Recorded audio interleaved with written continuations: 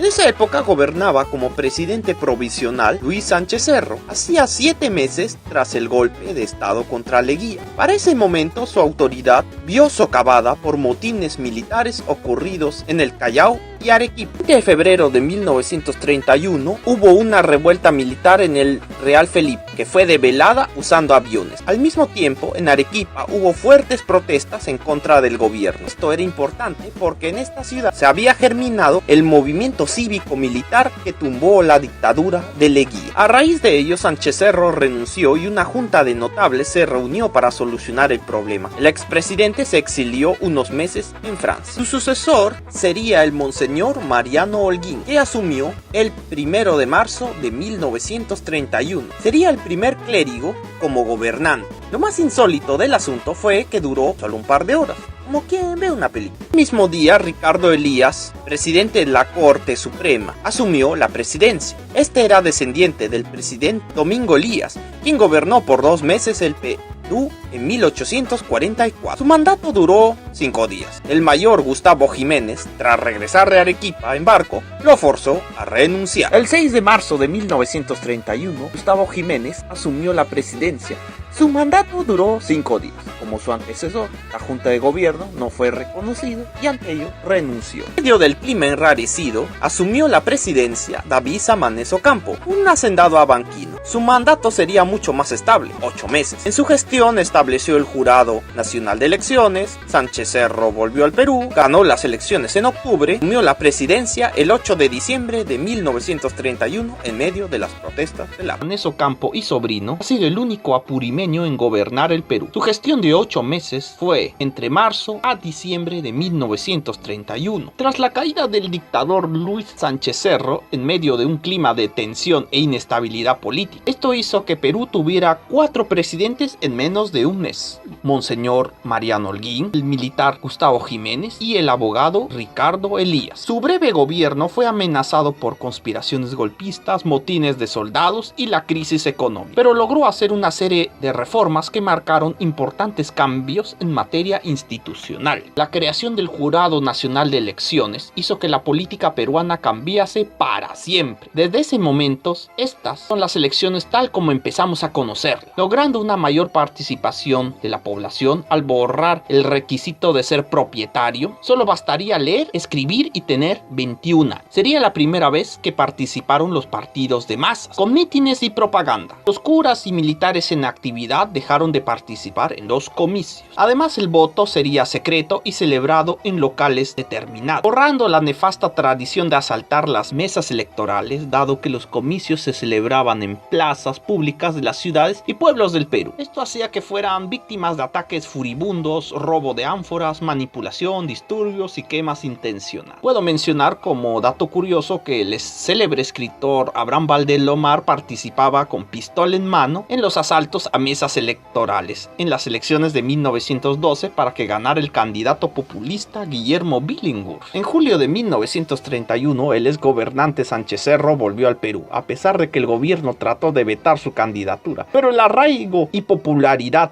hizo que fuera obligado a aceptarlo como candidato. Cabe destacar que nombró a una comisión para crear el nuevo estatuto electoral, en que participaron célebres intelectuales como Jorge Basadre, Luis Alberto Sánchez y Luis Valcárcel. La violencia dejó de ser un arma para imponerse en las elecciones, sino sería a través de partidos y doctrinas políticas, haciendo que más sectores participaran en la política, como obreros, trabajadores manuales y estudiantes. La época de los partidos de los grandes señores y patriarcas pasaba. A fines de abril de 1933, el Perú era gobernado por el general Sánchez Cerro. Con él comienza el tercer militarismo. Su gobierno estuvo marcado por una profunda crisis política. En julio de 1932, el APRA trató de sublevar a la guarnición de Trujillo. En el Callao intentó sublevar a la Armada, dándose episodios sangrientos. Asimismo, el presidente sobrevivió a un atentado casi de milagro, protagonizado por un militante aprista en marzo de 1932. Un mes antes de su muerte, había develado un levantamiento del mayor Gustavo Jiménez Sandías, quien había sido presidente por 5 días del Perú en marzo de 1931. Para empeorar la situación, se temía un conflicto militar con Colombia, debido a la posesión del trapecio amazónico. Por eso se ordenó la movilización de 20.000 soldados a la frontera con Colombia. Ante ello, el 30 de abril de 1933, el gobernante estaba liderando la revista militar en el hipódromo de Santa Beatriz. De forma increíble salió entre la multitud un hombre mal trajeado, con un arma en la mano. Se abalanzó sobre el hispano-suiza del presidente, disparándole con una pistola Browning 1911. El magnicida fue ultimado por la Guardia Presidencial. El presidente malherido fue trasladado a la clínica italiana, pero ya era demasiado tarde. ¿Quién era Abelardo Mendoza Leiva? Se sabe muy poco sobre él. Se conoce que nació en abril de 1914 en Cerro de Paso. En 1931, en busca de un mejor porvenir, emigró a Lima. Debido a su militancia política, fue despedido de su trabajo como chocolatero, como se decía en esa época, teniendo que vivir en la miseria y dormir en la calle. También pasó muchas temporadas en la cárcel y 20 días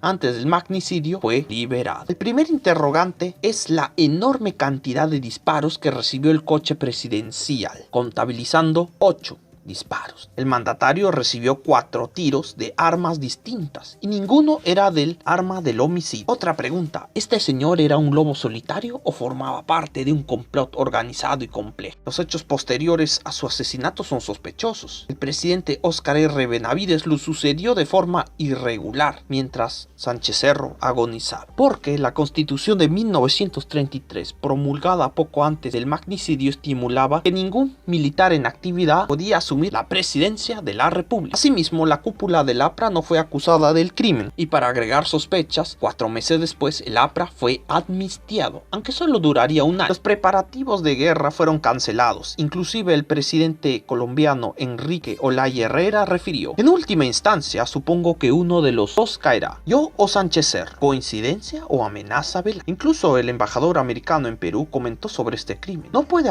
uno evitar un sentimiento de gratitud hacia el pobre asesino de Sánchez Cerro, cuya bala acabó con la carrera de ese hombrecito perverso y mal aconsejado y condujo a la desintegración de su régimen represivo e intolerante. El asesinato de Sánchez Cerro fue el clima que alcanzó la política peruana a partir de 1930 con el derrocamiento de Leguía, generándose la pugna entre el APRA y el ejército. En primer lugar, dicha agrupación surgió durante el proceso electoral de 1931. Asimismo, al principio no tenía un programa político claramente definido. El militar Luis Sánchez Cerro llegó a la presidencia del Perú por la vía electoral gracias a dicho partido. Obtuvo por un lado el apoyo de las masas populares que se identificaron con su procedencia humilde, el color mestizo de su piel, su léxico populista y sus rasgos autoritarios. Los grupos oligárquicos también le dieron su apoyo al verlo como una alternativa para cerrar el paso a las reformas radicales propuestas por el APRA. Pero con el asesinato de Luis Sánchez Cerro se definió el carácter fascista y corporativista del partido Unión Revolucionaria, desde el cual a su vez impulsará con mucha claridad todo un proyecto totalitario entre 1933 y 1936, en un contexto sociopolítico cargado de confrontaciones y conflictos que pusieron en grave riesgo el orden oligárquico. El exministro del régimen, Luis Flores, fue líder de esta agrupación.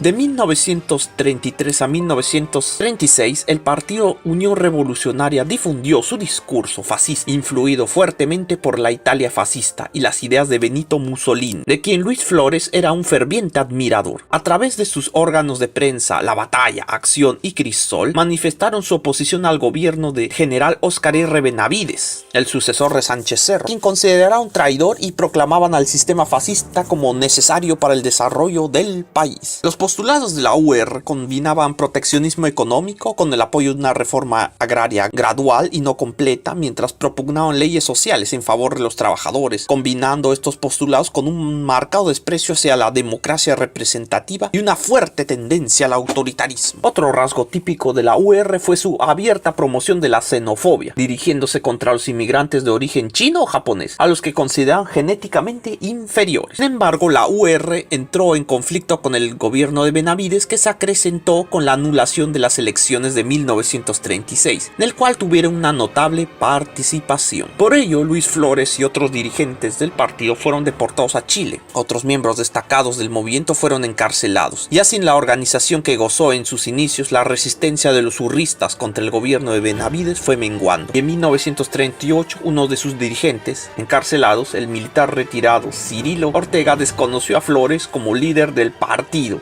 ofreciendo su apoyo al régimen de Benavides, y criticó la antigua línea de su agrupación. Flores regresó en 1945 del exilio e intentó reorganizar el partido, pero tras la derrota del Eje en la Segunda Guerra Mundial, la caída de los regímenes fascistas y el regreso de la democracia en el Perú, propuesta de la reformada UR tuvo muy poca acogida entre sus propios seguidores. No obstante, Flores logró ser elegido como senador por el departamento de Piura en 1946 y posteriormente manifestó su apoyo a la dictadura del general Odría. Pese a esto, el completo desprestigio de la ideología fascista después de 1945 hizo imposible que el partido Unión Revolucionaria recobrase su antigua fuerza. Finalmente el partido terminó por disolverse para todo efecto a inicios de la década de los 60, tras varios años de agonía.